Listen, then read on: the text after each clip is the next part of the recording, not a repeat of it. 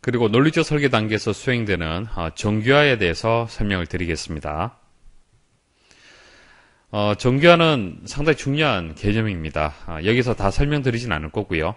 다음에 또 설명드릴 기회가 있을 겁니다. 일단 개념을 제가 설명드릴 테니까 한번 들어보시고 이해를 못하신다 하더라도 상관없습니다. 다음에 또 설명이 또 나올 겁니다. 자, 데이터베이스는 앞으로 계속적으로 반복해서 설명이 될 겁니다. 자, 정규화라는 것은 정규화를 하는 이유가 데이터의 중복을 방지하고 효율적으로 데이터를 저장하기 위해서 이제 정규화를 하는데요. 자, 예를 가지고 설명을 드리겠습니다. 아래쪽 이제 회원 테이블이 있죠. 회원 릴레이션이 있습니다. 회원 번호, 이름, 주소, 이메일, 주인번호, 수강 과목, 과목 내용으로 이제 구성이 되어 있어요. 근데 K001이라는 사람이 정보 처리와 커마를 동시에 수강을 하고 있습니다. 자, 이렇게 테이블을 하나를 너무 크게 만들게 되었을 때는 문제점이 뭐냐 하면은 데이터가 중복이 발생을 해요. 그러니까 K001이라는 사람이 정보 처리와 커마를 수강을 하고 있어요. 그죠? 정보 처리와 커마를 수강하고 있다. 이런 것들은 데이터가 중복되지 않죠. 반드시 입력을 해줄 수밖에 없습니다. 과목 내용도 입력할 수밖에 없어요. 자, 이건 상관이 없는데 이름, 주소, 이메일 주소, 주인번호는 수강 과목이 추가될 때마다 매번 데이터가 중복해서 입력이 됩니다. 그러니까 중복이 발생을 하죠. 자, 이렇게 중복이 발생을 했을 때 공간의 낭비, 기억 장소의 낭비도 발생을 하고 이상이 발생을 합니다. 그 이상이란 것이 뭐냐면은 간단하게 말씀을 드리면은 이 사람이 주소가 바뀌잖아요. 주소가 바뀌면은 여기만 수정을 해서는 안 되죠. 이 데이터도 같이 수정을 해줘야 돼요. 같이 수정하지 않으면은 나중에 주소를 읽어 드릴 때 주소가 서로 다르기 때문에 문제점이 발생을 하는 겁니다. 이게 이상 현상이에요. 뭐 여러 가지 뭐 이상에 대해서 설명드릴 수가 있는데 간단하게 말씀드리면 이렇습니다. 그래서 데이터가 수정이 되고 이 데이터 수정된 것이 제대로 수정되지 않은 그런 문제점이 발생할 수 있다는 얘기입니다. 그래서 중복이 발생하기 때문에 이런 문제가 발생한다는 얘기예요. 그래서 이런 문제들은 데이터의 무결성을 위배할 가능성이 있다라는 것을 조금 전 말씀을 드렸잖아요. 그죠? 데이터가 중복이 발생을 하게 되면은 무결성을 위배할 가능성이 있는데, 자, 그러면은 이 중복을 제거하면 좋겠죠. 자, 이 중복을 제거하고 싶어요. 그러면 제거가 되면은 주소는 유일하게 존재하기 때문에 이 데이터만 수정해주면 되는 겁니다. 그럼 공간의 낭비도 발생하지 않고 데이터가 이상 현상이 발생하지도 않는 거예요. 자, 그러기 위해서 어떻게 하느냐? 테이블을 분리합니다. 자, 테이블을 분리하는 것을 정규화라고 하는 거예요. 자, 이렇게 테이블을 분리하게 되면요. 회원과 수강이라는 수강이라는 테이블로 분리를 할 수가 있습니다. 자, 여기까지만 나눠서 한번 생각을 해 보십시오. 그러면 중복된 데이터는 일단 지우는 거예요. 지워서 K001, K002만 이렇게 데이터를 입력을 하고요. 수강 과목도 뭐 중복되는 게 없죠. 중복되는 게 없기 때문에 그대로 다 입력을 합니다. 자, 일단 다 입력을 해요.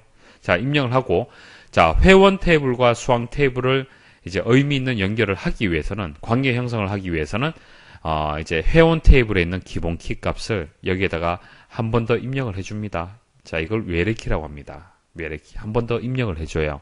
한 번 더 입력을 해주고, K001이 정보 처리와 커마를 수강하잖아요. 그러면 외래키에만 K001, K001이라고 입력을 해주는 겁니다.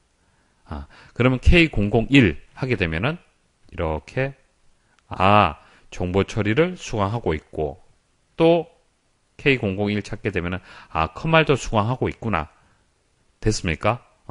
이렇게 테이블을 분리하게 되면은 공간의 낭비도 발생하지 않고 이상 현상도 발생하지 않죠. 자, 이상이라는 사람이 주소가 바뀐다라면 이 데이터만 수정해 주면 됩니다.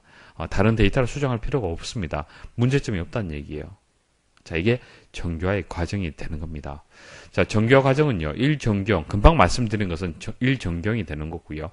2정규형도 있고 3정규형도 있습니다. 여러 가지 정규형이 있는데 다음에 설명드리도록 하고 정규화의 개념 정도만 여러분 아시면 됩니다. 그래서 정규화를 하는 이유가 데이터의 중복을 방지하고 효율적으로 데이터를 저장하기 위해서 정규화를 하는 거고요.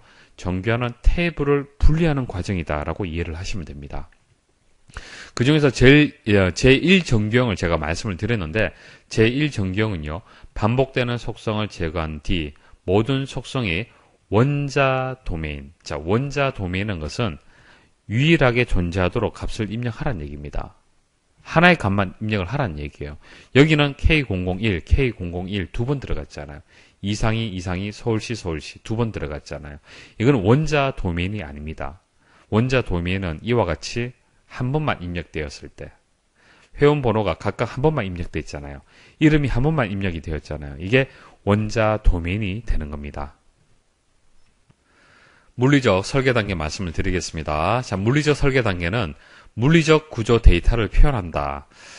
쉽게 말씀드리면은 여러분들 기억장치에 지금까지 설계한 그 내용을 이제 어떻게 저장을 할 거냐, 그것을 고민을 하는 겁니다. 자, 개체 관계도를 이용을 해서 우리가 탭을 형태로 해서 표현을 했잖아요. 그죠?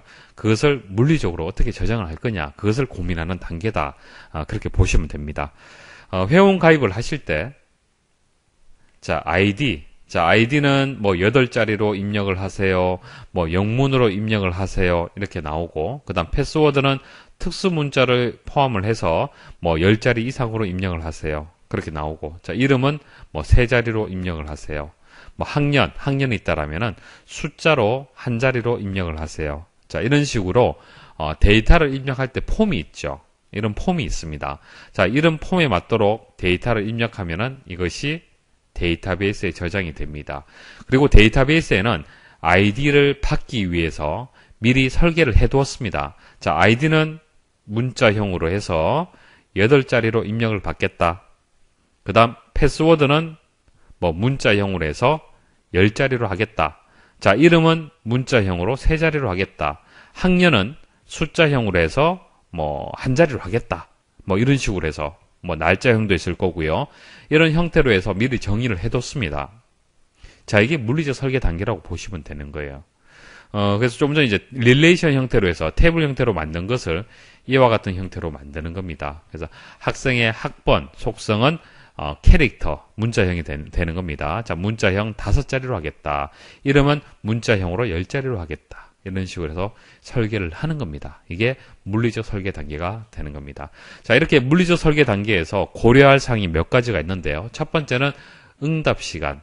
자, 응답 시간이라는 것은 여러분들 많이 조회를 했을 때 빨리 그 응답이 오는 게 좋잖아요. 그죠? 최대한 빠르게 처리가 될 수 있도록 그렇게 이제 설계를 해야 된다라는 뜻이 되는 거고요. 저장 공간의 효율성. 자, 저장 공간을, 너무 낭비되도록 설계해서는 안 되겠죠. 뭐, 학번 같은 경우에, 뭐, 자리수를 1000자리로 하겠다. 의미 없잖아요. 그죠?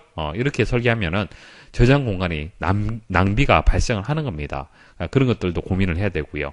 트랜잭션의 처리 양, 그러니까 트랜잭션이 뭐냐면 어떤 작업이 단위가 되는 건데요. 한 학생이 A라는 과목을 수강을 합니다. 자, 그게 하나의 트랜잭션이 되는 거예요. 여러분들이 현금 인출기를 통해서 현금을 입금을 하거나 현금을 출금하는 거죠. 그러면은 그것도 하나의 트랜잭션이 되는 겁니다. 어떤 작업의 단위가 트랜잭션이 되는 거예요. 그런 작업의 단위가 얼마만큼 되느냐에 따라서 설계하는 방법이 또 달라진다는 얘기입니다. 자, 이렇게 해서 이제 물리적 설계 단계가 끝나면 이제 구현 단계가 되는 거고요. 자, 이제 교재에 나와 있는 DBMS의 유형을 설명을 드릴게요. 자, DBMS의 유형을 설명드리기 위해서 데이터베이스의 전반적인 개념을 설명을 드린 겁니다. 자, 첫 번째 RDBMS가 있습니다. RDBMS. 자, R은 Relational. 자, 관계를 뜻하는 거죠. 그래서 관계형 DBMS를 뜻하는 거고요. 관계형 데이터베이스라고도 부르기도 합니다. 자, 대량의 데이터를 관계형 모델에 따라, 자, 관계형 모델이라면은 테이블, 릴레이션이라고 보시면 됩니다. 자, 관계형 모델에 따라 구조화해, 저장, 관리하고 사용자가 간단한 데이터베이스 언어로 복잡한 지리 연산을 요구할 수 있게 한다.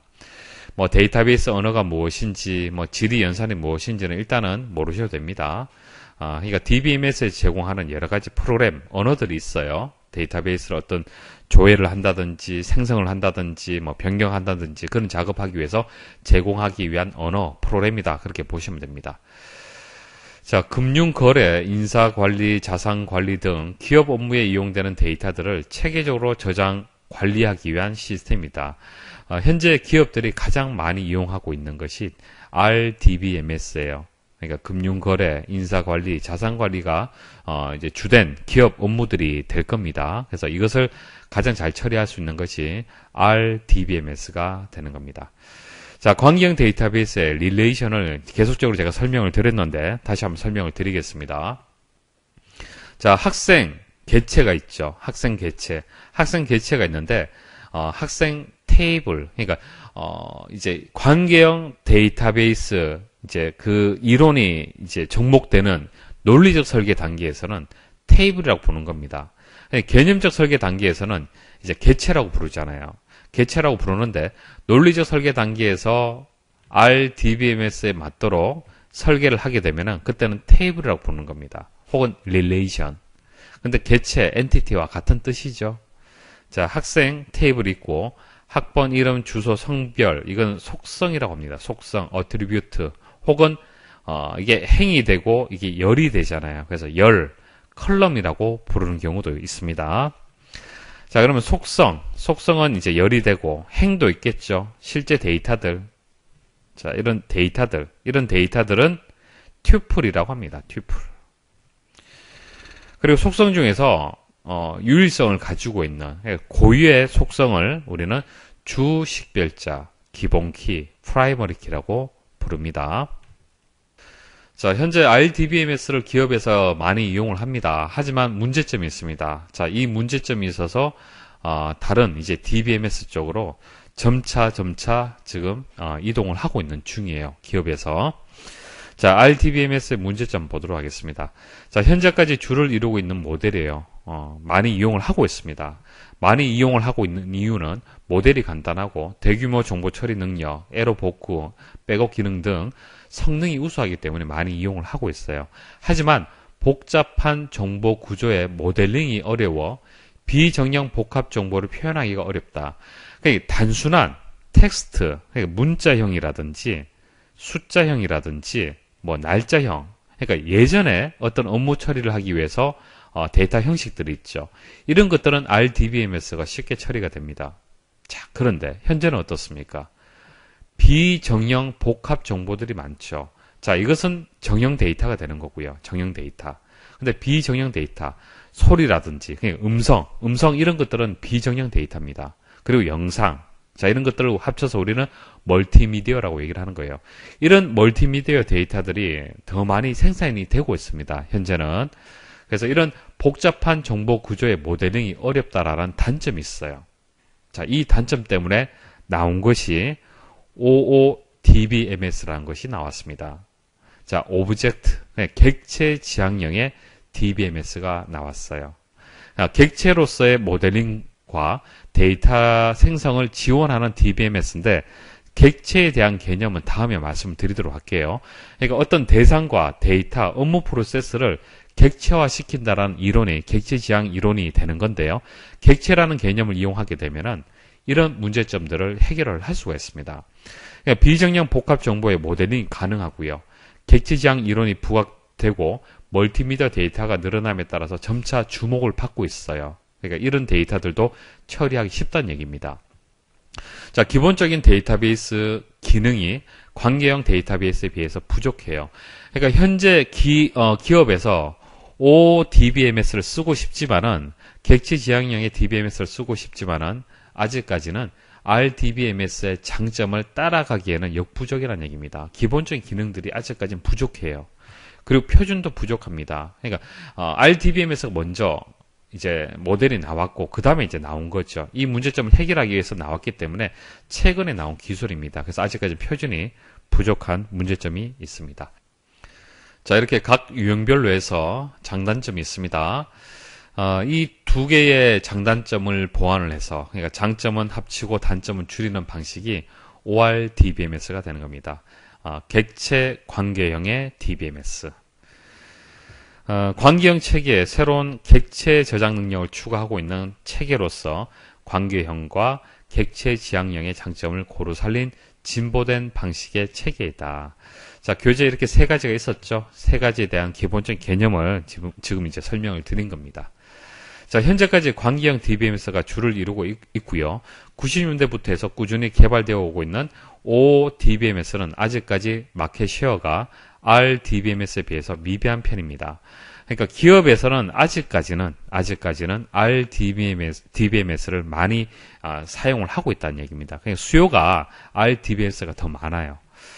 자, 하지만 이제 객체지향 이론이 부각되고 www, 자, 이건 인터넷을 뜻하는 겁니다. 자, www와 같은 멀티미디어 데이터가 늘어남에 따라 점차 주목을 받고 있다. 그러니까 멀티미디어 데이터가 계속 늘어나고 있고 객체지향 이론이 부각되고 있다. 그러니까 자바라는 프로그램이 있습니다. 자바라는 프로그램이 객체지향 이론을 이용한 프로그래밍 언어고 인터넷에서 많이 사용하고 있는 언어예요. 그래서 분위기상으로는 현재 분위기는 ODBMS를 이제 활용하기가 좋은 분위기가 만들어졌어요. 그래서 앞으로 계속 보완되면서 이제 변화가 있을 겁니다. 특히 우리나라에서 절대적인 영향을 보이고 있는 RDBMS의 오라클사에서도 완전한 ODBMS로 가는 데 있어 자, 오라클이라는 회사가 있습니다. DBMS를 만드는 회사가 있는데 RDBMS를 주로 만드는 회사가 되겠습니다. 그래서 국내 기업은 대부분 좀 큰 기업 같은 경우에는 오라클사의 RDBMS를 이용을 하고 있어요. 그런데 그 오라클사에서도 ODBMS로 가는 것이 맞다라고 판단한다는 얘기죠. 판단하고 있고 하지만 이제 바로 ODBMS로 가기는 힘들고요. 과도기적인 형태로 해서 ORDBMS의 이제 버전인 오라클 8버전을 내놓았습니다. 그러니까 DBMS 프로그램 중에서 오라클 8버전이 있는데 그것은 ORDBMS의 유형이 되는 겁니다. 그래서 앞으로는 ODBMS로 갈 건데 과도기적으로 ORDBMS 어떤 이제 DBMS 프로그램들도 나오고 있다라고 보시면 되겠습니다.